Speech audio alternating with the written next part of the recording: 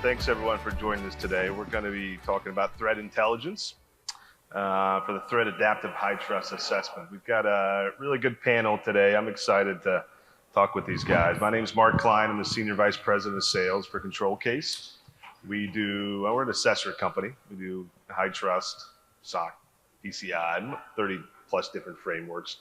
Like many vendors out there, similar services. So if you guys have a need or interest, please come by and see us. We're on the far end of the booth section where most people turn around and think there's a bathroom. There's not. So when you make that U-turn, we're right there. So I've stopped many people from going to the bathroom in the last 2 days. So feel free to stop in. Happy to speak with you guys. So let me do quick introductions. I'll start here. Tell us a little bit about yourself and who you are. You don't have to go to like middle school, but you know, some information about yourself would be great. Yeah. Hi, I'm Tony. I have a problem. Break the ice a little bit. So I'm Tony Sims. I am a principal cybersecurity global black belt at Microsoft, which is a really fancy title. Basically says I'm a corporate focused technical person that helps our customers understand how to use our cybersecurity tools and understand the cybersecurity landscape. Been with Microsoft 24 years. Have covered healthcare most of that time at Microsoft. In addition to being at Microsoft, I spent 30 years in the military. And before you think I'm like 900 years old, most of that was in the Guard in parallel with being at Microsoft.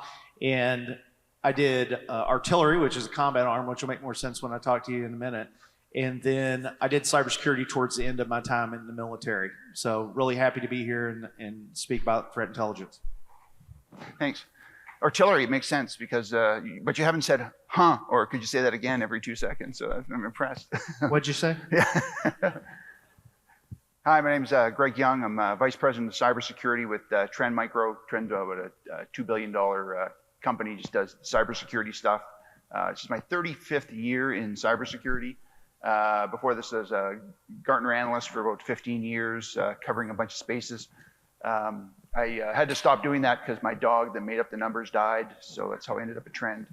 And before that, I was a CISO at Federal Department of Communications and some consulting stuff and things like that, and FIPS and Common Criteria Labs. So my fellow assessors out there. Yeah, and I've introduced myself a few times, so Jeremy, Innovation Officer, HITRUST. Great. Okay, so let's kind of get started with a simple question. And what is threat intelligence? And, you know, use the Michael Scott, talk to me like I'm a 10-year-old and explain threat intelligence for us. Yeah, so it's funny, I was, this morning I was trying to memorize this, and I'll see if I screw it up, because everybody thinks about things a little bit differently, but if you think about threat intelligence just from a purely definition standpoint, it's the collection, analysis, distribution, and sharing of information about cyber attacks and threat actors. You know, so that's kind of I think I did pretty good. I think I got about 90%. So on the definition of that, and really what we're talking about is understanding what a threat actor is trying to accomplish, how they are trying to accomplish it, how I can better defend my environment from those threat actors. And I approach a lot of this from a military perspective because that's, you know, when I started in the military, it was the Cold War. That we had like 2 computers in our organization at the time, and we were very much thinking about a kinetic type of environment. A lot of the terminology that you see in threat intelligence came directly from the military. It comes from a lot of the joint publications that are out there. And when you think about what threat intelligence is used for in an organization, it's used to drive better decisions because you can't protect everything. So how do you analyze who is your adversary and how can I protect against that adversary? I think one thing I'm going to say some contradictory things today, imagine that.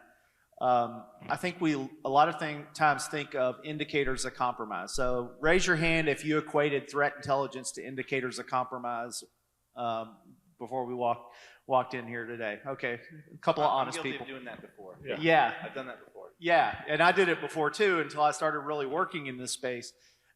An indicator of compromise is really just a data point, okay? Without context, it's useful in a lot of ways, it's perishable, but it's not true threat intelligence. Threat intelligence requires that you do analysis of that data and provide additional context. And some ways that you'll hear threat intelligence discussed is around tactical threat intelligence, which is what I'm using in my environment to detect and respond to a threat maybe during an attack. So that could be an indicator of compromise that I see.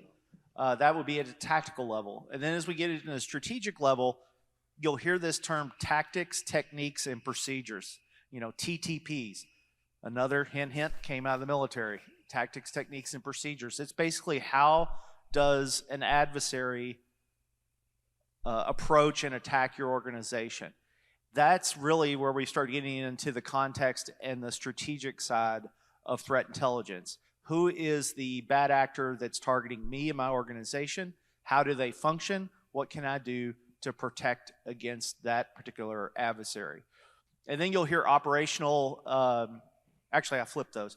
That's operational threat intelligence. Strategic threat intelligence is where we start talking about, you know, the goals of the adversaries. You think of that more at the nation state level. You know, if you're a pharmaceutical company, guess what? You've got a lot of intellectual property that there are some countries that would love to have that intellectual property.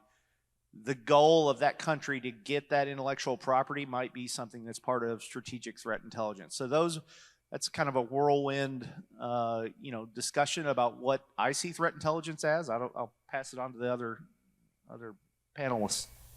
No, I think you captured the concepts exceptionally well. When we back up from it, I think there's been we're out of the dark ages of threat intel now, and you think about actionability. What can it mean to me, particularly? Otherwise, it's just watching TMZ. It's just interesting, but unless it's actionable, that's not helpful. But that actionability now, the Venn diagrams of what's intelligence and the counterintelligence, protecting myself. You have to know your own environment now. Otherwise, you won't know what's actionable. So it's really changed to just focus on the bad guys. Yeah, interesting stuff.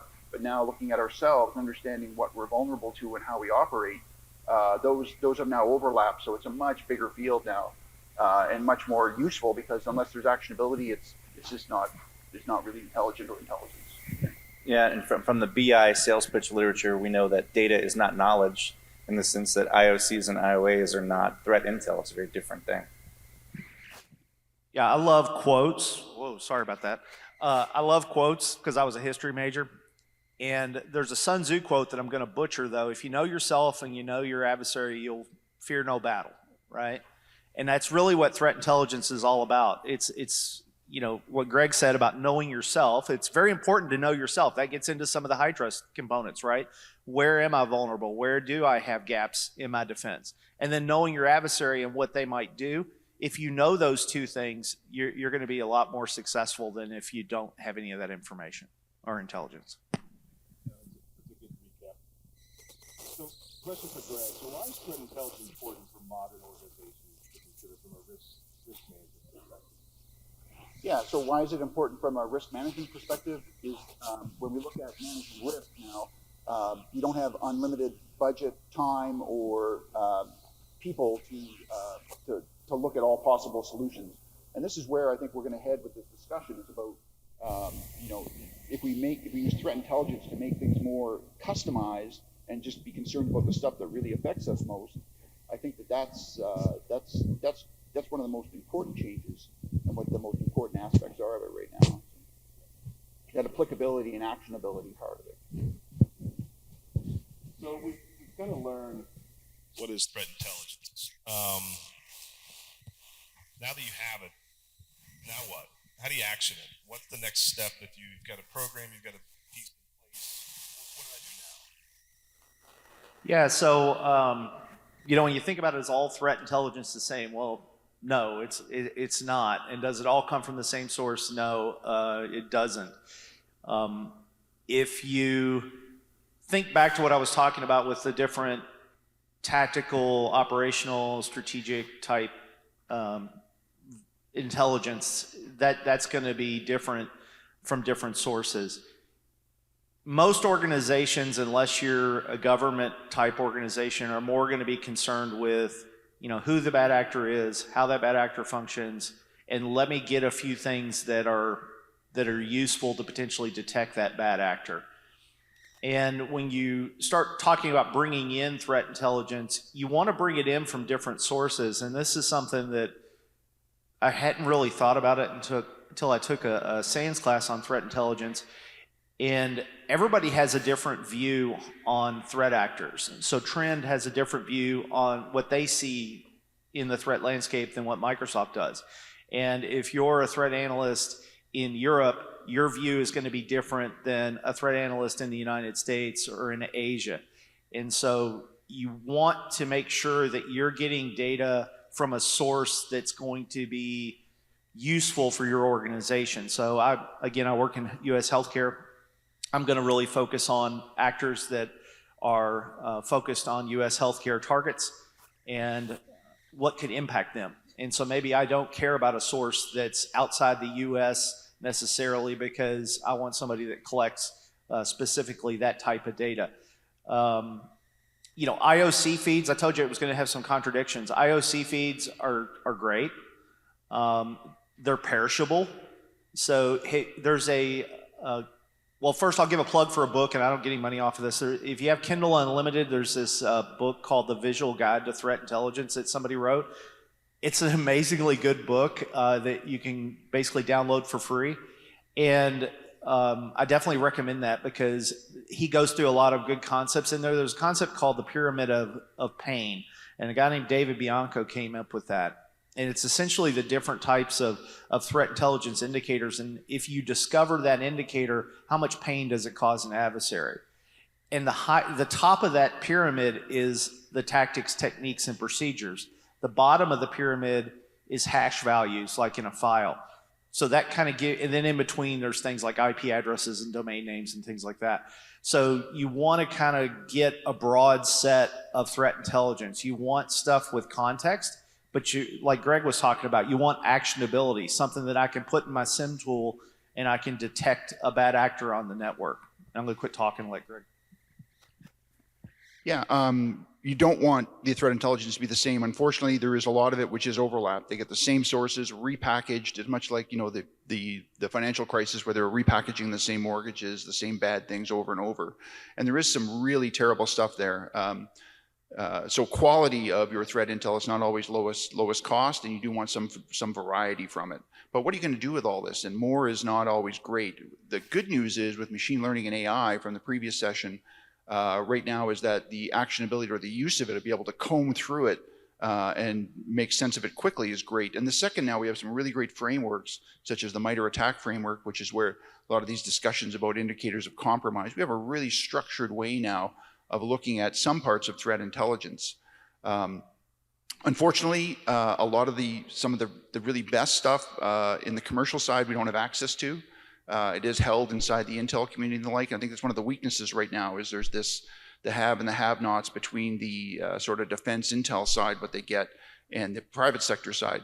That is changing though, because so much is coming from the private sector now in that threat intel side. So we've got access to some really timely, great information. I think that pendulum is shifted in a lot of ways, so it's more cooperative now.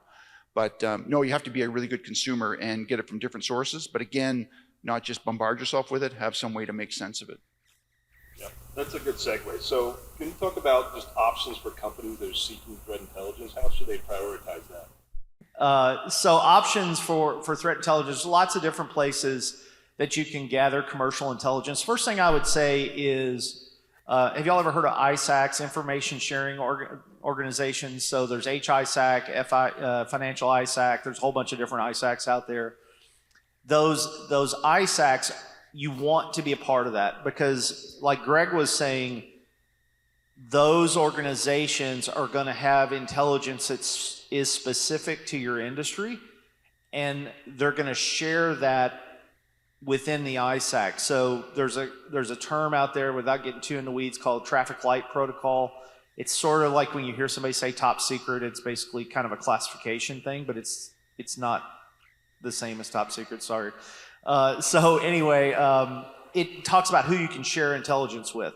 And ISACs have intelligence that is shared only within the ISAC. So Microsoft doesn't necessarily have visibility onto that. We may see it a different way, but we don't necessarily know that the ISAC knows. So definitely seek out ISACs. There are lots of free sources of threat intelligence that you can take advantage of. And then there's paid sources of threat intelligence. We were talking about it last night. Microsoft now has a threat intelligence offering. If you had asked me 2 years ago, hey, Microsoft, we want your threat intelligence and put it into our SIM tool, I would have said, we have no way to give that to you. All of our threat intelligence was inside of our products. So it was curated, right? You couldn't get the uncurated version of the threat intelligence. Now you can. So that was a change for us. But there's lots of great companies out there. Recorded Future's another one that I read every day. I read their emails that come out. So definitely take a look at those. Your security vendors, other security vendors have threat intelligence as well. So I'll turn it over to Greg. Yeah, there's I think there's typically a free source which you have is often embedded in the security products that you're using today. It's typically going to be plugged right into your products, which is great. But for you to get access to it, that's often part of what's available. There's industry groups as well, which will share it. Within different of the especially if you're in critical infrastructure or in healthcare, there's some shared offerings there. But also in the human consumable, the reading side is there too. Look for things that are that you can plug in, so you can have some human readable stuff, but also that can plug in for actionability. Just because again, the speed we're operating at now for is not an annual sort of change of your threat intel posture. It has to be almost instantaneous because the speed the threats are operating at now and compromises time to detection, time to remediation is what we're fighting against. So closing those windows down, it's really got to be plugged into your environment or your customer's environment for what they're using. Good. Question for Tony. So threat intel sharing. Who should consider it and why? Well, here's the thing. It's a collaborative defense. That's really what you're trying to get to is how can I better defend myself and other organizations? And we're all in this together. I used to make the joke that we're all on a cyber battlefield, but only some of us know it, okay?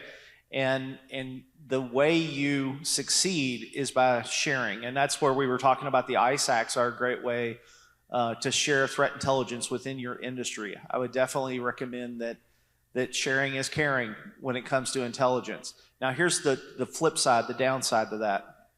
We talked about that pyramided pane. We talked about the IOCs. As soon as a bad actor knows that you've detected their indicator, IP address, hash value, whatever, they're going to change. And this is what Greg was alluding to. They're going to change that. They're going to change it quick. And so then that becomes less useful at that point. And so that's where getting into the whole traffic light protocol and how do you share intelligence. And that's why a lot of intelligence is not publicly accessible initially, because we don't want the bad actor to get access to it. So if you upload something to VirusTotal, let's say, the bad actors actually monitor that, and if they see that their malware got uploaded, they'll actually change that at that point. Greg? What was the platform you mentioned? Can you say that again, the platform to share? Well, there's the ISACs, the HISACs, but as far as sharing at a technical level, there's things like Styx Taxi, which is a way that you can share data out. It's a technical platform. A lot of the new threat intelligence platforms will actually use REST APIs to do it as a way to share data. But the old school way has always been Styx Taxi. So, and YARA rules. So. Got it. Greg? Yeah, I think the sharing has changed a lot. It used to be that companies were really afraid to share what's happened to them. Nobody wants to be embarrassed. I think that's really changed today. So I think if we're looking at it if you're doing an assessment and getting access to that, it's going to be helpful for you. Landscape's changed because now there's rules for disclosure. There's a recent legislation around coming out for the SEC rules that for anyone subject to their regime is going to have to disclose within approximately 4 days if they've been hit.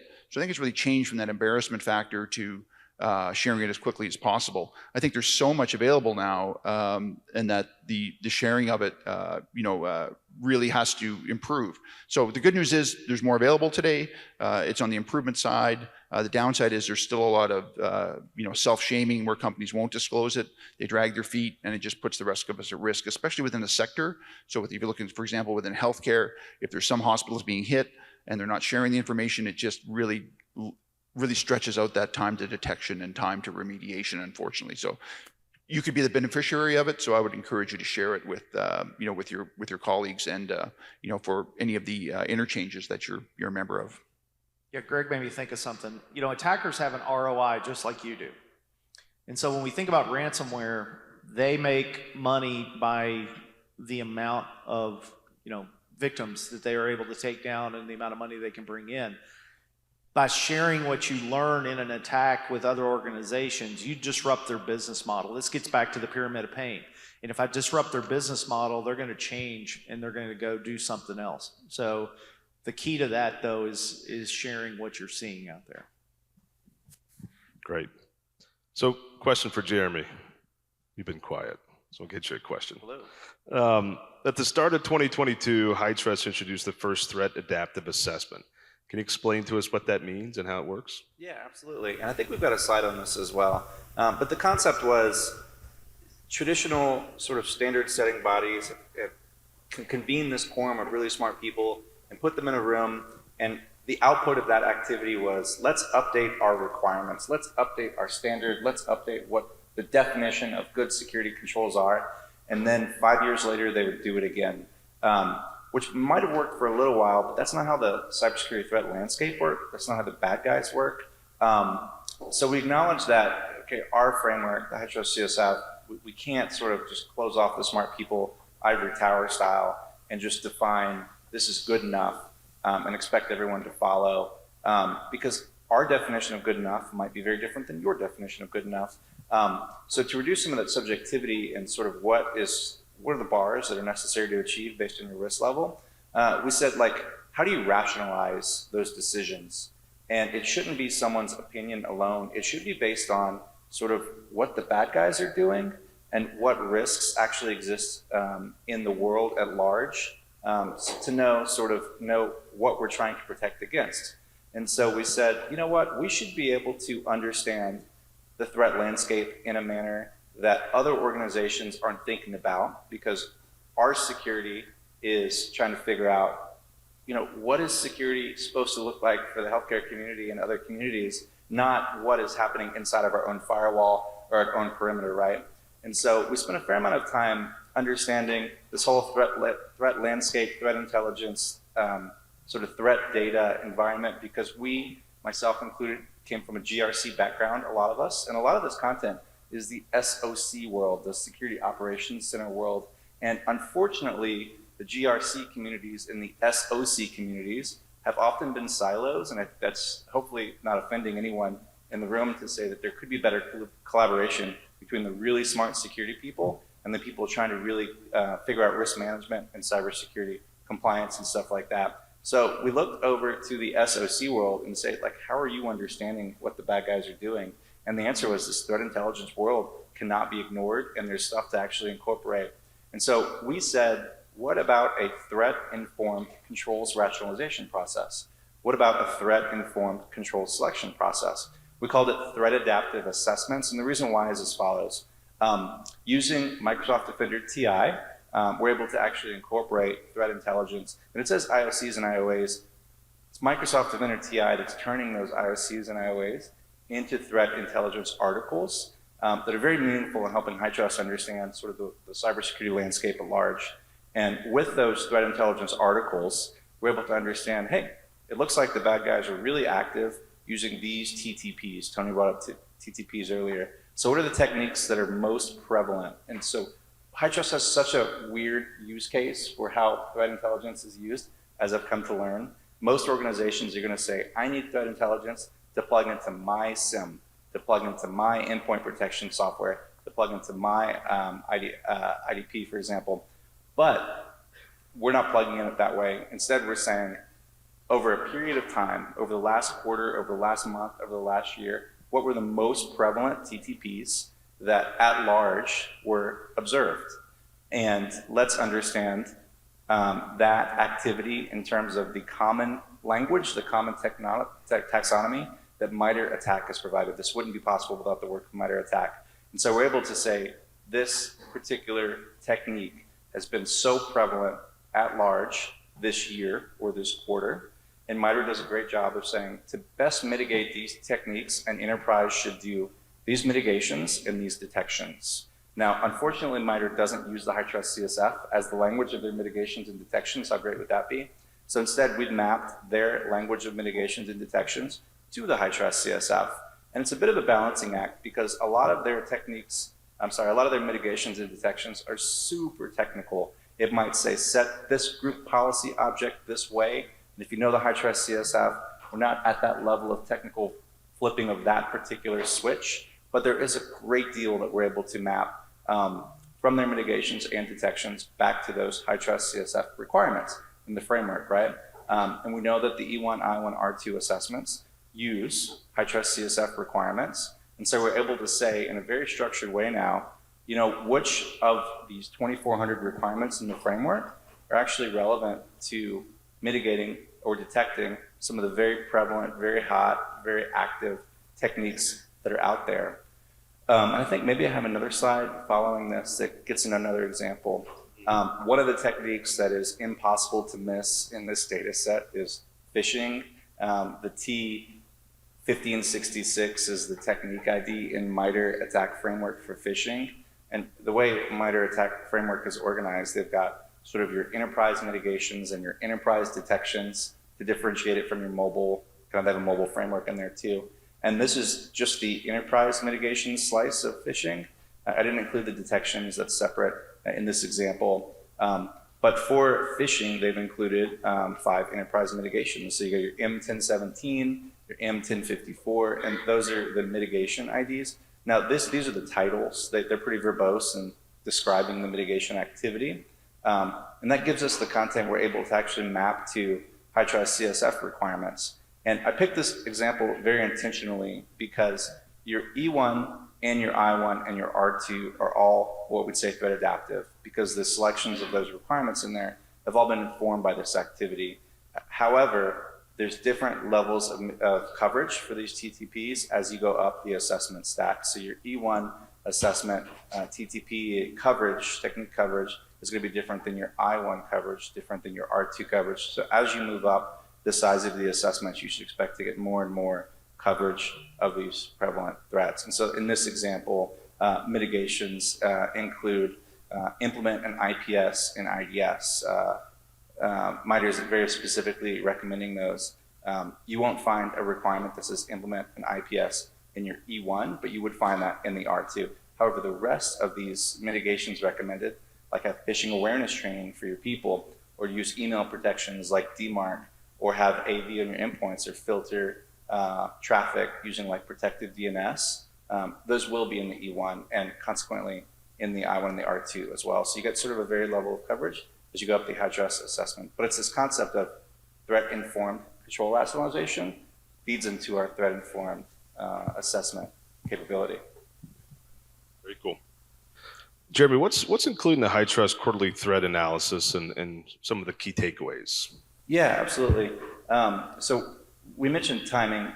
Tony and Greg talked about how fast you as an organization have to respond to these TTPs and these threat actors. And as soon as they realize that you know their file hash or their bad domain or their IP, they're going to switch it. So luckily from our perspective, we don't have to operate at that same time scale to be effective at this goal.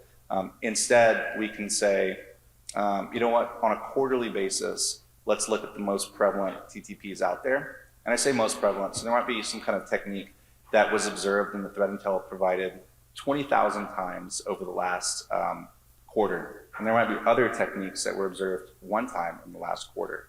And so the idea is, if we can observe the frequency changes across quarters, we could know which TTPs are trending up and which TTPs are trending down.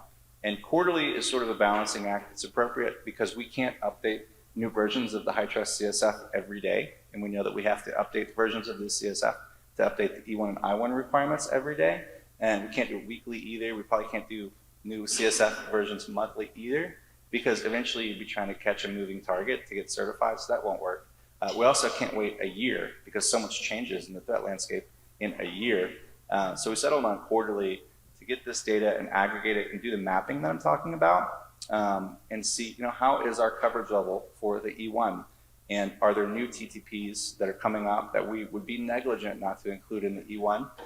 And are there others that used to be hot last quarter, or maybe the quarter before, and have been slowly trending down over time, and now they're trending down so much that it would be appropriate to, not put that burden on the HITRUST ecosystem of implementing that control.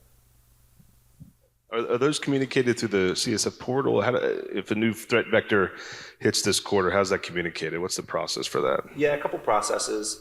We've got some blog posts that our standards team does, usually on a quarterly basis, if not quarterly, every 6 months, where they'll say, here are the outputs, and based on this output, we determine that in the next CSF release, we're going to include this requirement, and if you want to get a head start, you should implement this requirement now. So one of the ones that we included through that activity, and we communicated in one of these blog posts, was the phishing awareness training. We realized that we had a security awareness training requirement in the E1, but someone can go through the assessment and have a great security awareness training program, but not include phishing education. And so we said that requirement's not enough. We got to bolster that with the phishing content requirement as well. So that we communicated that, for example, in one of the blog posts from the standards team, and it was for sure in the next release of the CSF. And others will do bespoke threat intelligence research using this data as well as other inputs. We've got a ransomware ebook. We're about to publish the updated version. And the ransomware ebook had the benefit of threat intelligence about ransomware type activity. So we've got sort of that more bespoke, very targeted TTP focused analysis as well when it comes to it. Well, great, guys. That's very good. I think we've got some time for some questions. If anyone has any questions for the group. So I have a question. Can we talk a little bit more about where the actual threat data points come from? Can they come from just any organization? Like where does Trend get its threat data points that you eventually feed into your security products? Does it come from just publicly sources, or you're sourcing any yourself that other people can't get to? Both. So there's stuff that if it's spotted elsewhere, that gets vacuumed in, but the big vacuum is within the landscape of the products itself, and with threat researchers who are doing that day to day and looking at the threats to do that. So when we see things happening in customer environments, or as a result of vulnerability research, when we're seeing things happening, with these 0 days, we're seeing them sort of before they're exploited in the wild. That then makes it in as well.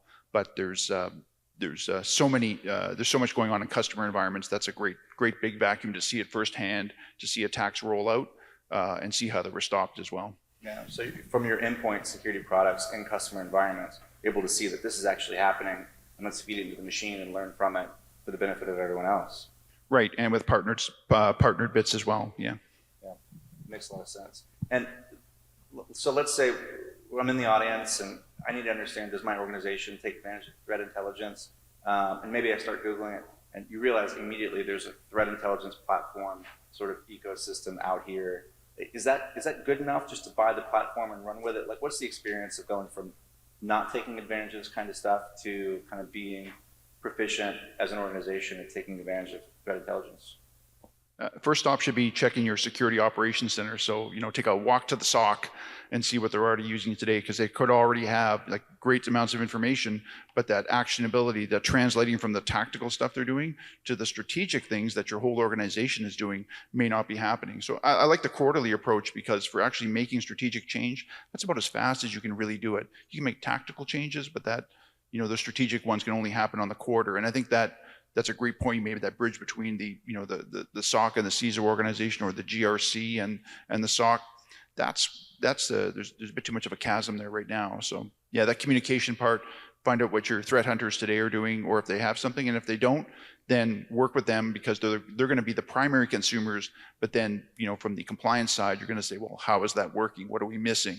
So yeah, they have to buy into whatever is going to be used. You can't have two different conversations on that, for sure.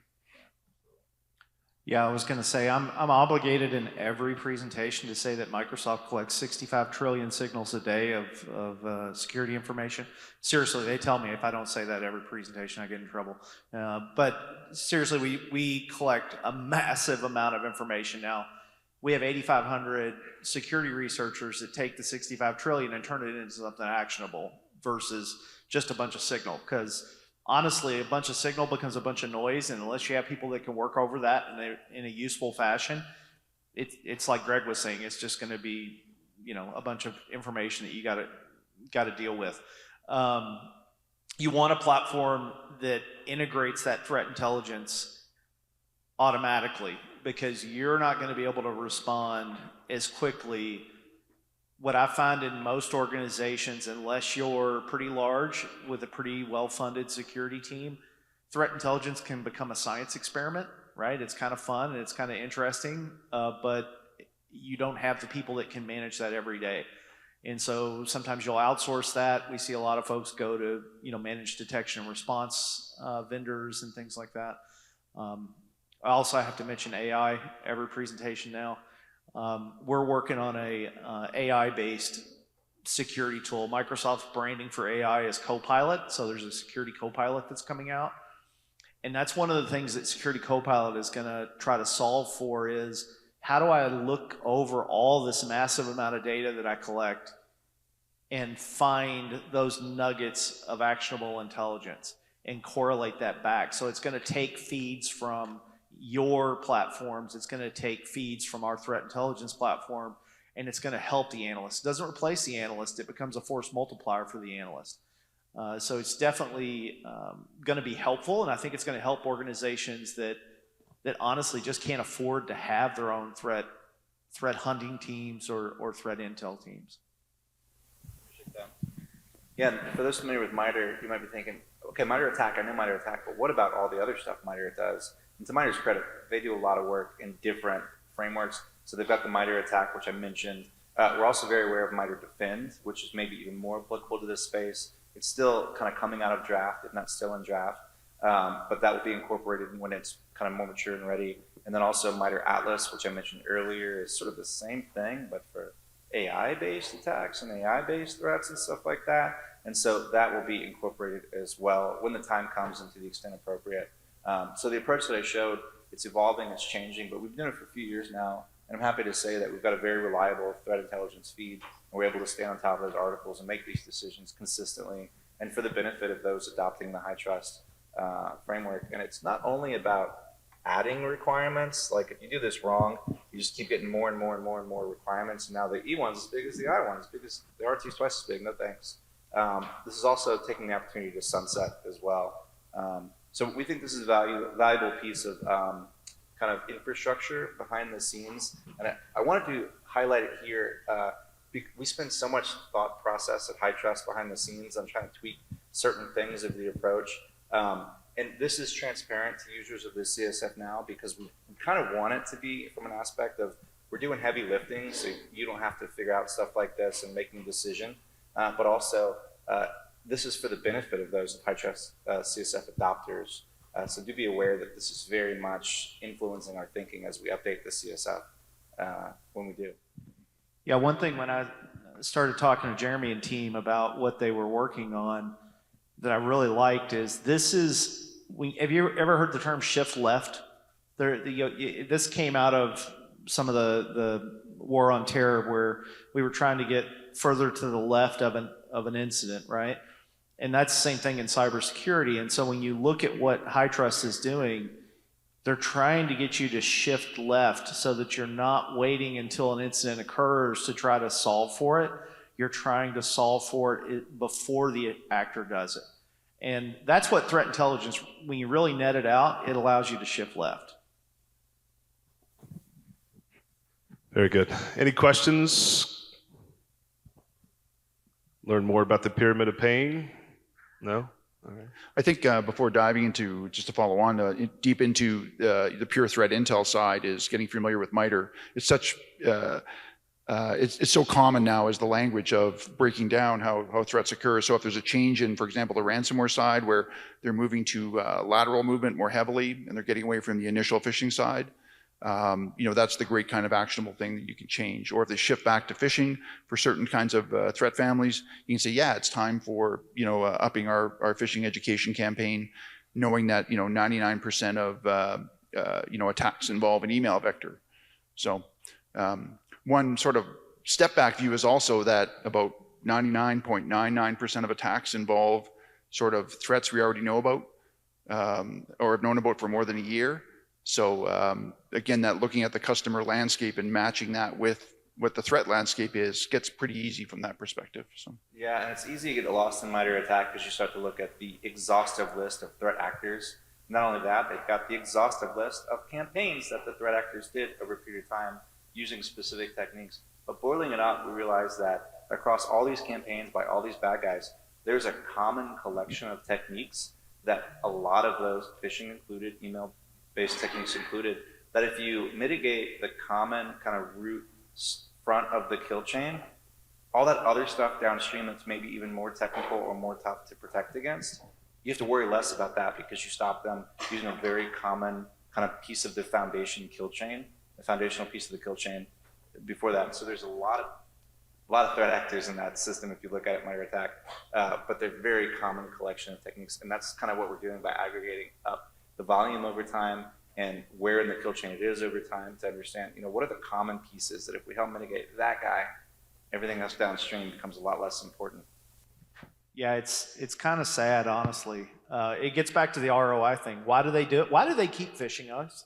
Do y'all know why they keep phishing us? Is it because it works?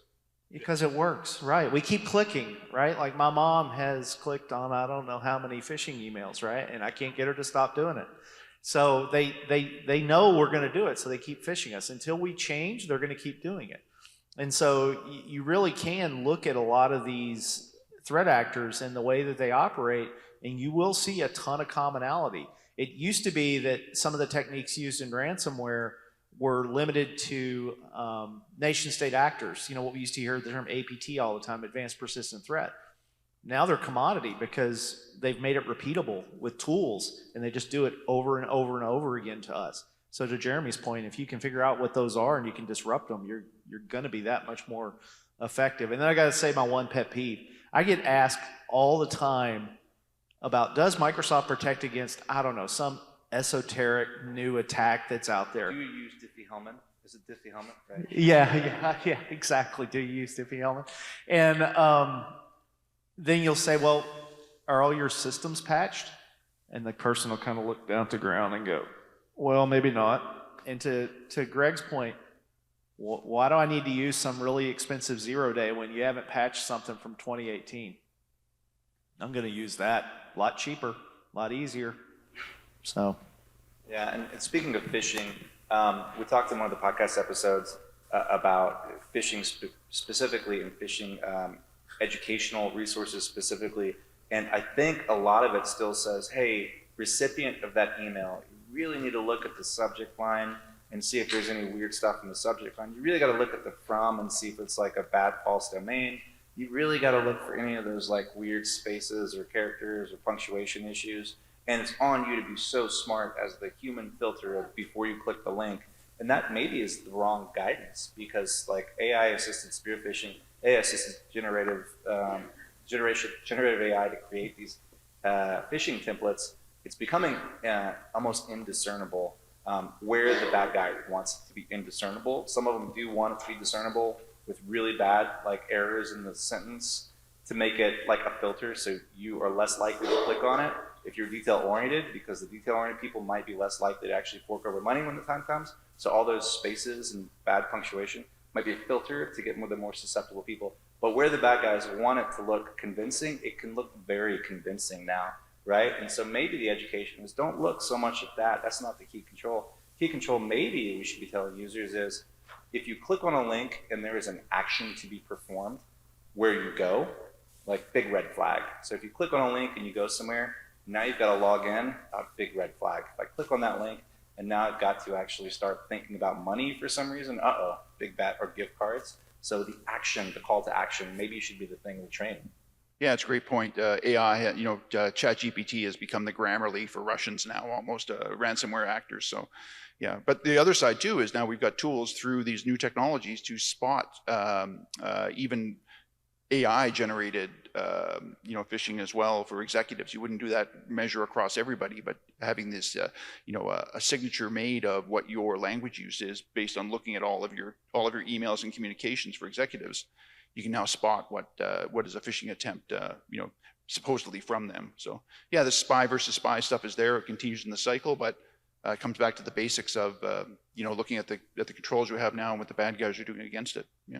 Yeah, absolutely. And last point on phishing, when we released the E1, just coincidentally, hey, why are all these email controls in my E1? I've got like DKIM, DMARC, SPF, I've got phishing training, I've got like protective DNS. Like this is a lot of email stuff. Are you sure? Because like my other assessments that I do, I don't have to test any of that. This isn't a key control for my SOC. Are you sure this isn't a mistake? Well, very intentionally, those were included to address phishing, and like there's others in the E1 that are very intentionally in there to address other really prominent threats like ransomware. You'll notice that there's a sort of an offline disconnected backup requirement in there. And a lot of people said, man, that's not key control for any of them other assessments. Are you sure? Well, yeah, like that offline backup requirement is a really key control for mitigating the effects of ransomware and helping it not be as successful. So you'll see the fingerprints of this and some of those more unique controls that you're not used to seeing in these high trust assessments very intentionally. All right. Any other questions? All right. Well, thank you for the panel. You guys have been great. Very informative. Thank you guys for attending today. Looking forward to learning more. Thank you guys. Appreciate it. See you guys.